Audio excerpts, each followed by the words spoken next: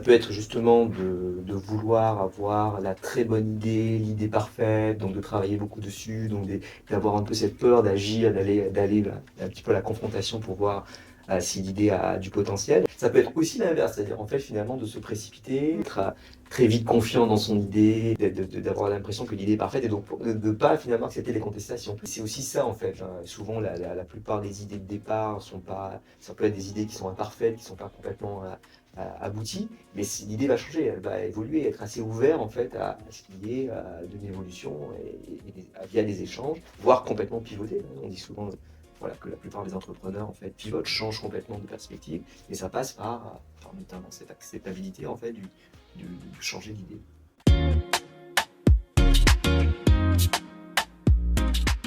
Un élément important, je pense que ça aide en fait à ce que les jeunes puissent, ou les jeunes, entre les entrepreneurs potentiels, à réfléchir, à structurer leur idée. Donc ça permet d'avoir des arguments pour pouvoir défendre de la faisabilité, de la viabilité d'un projet. Donc ça passe justement par cette, ça aide, c'est une aide à la décision en fait, ça aide en fait aux façons d'agir.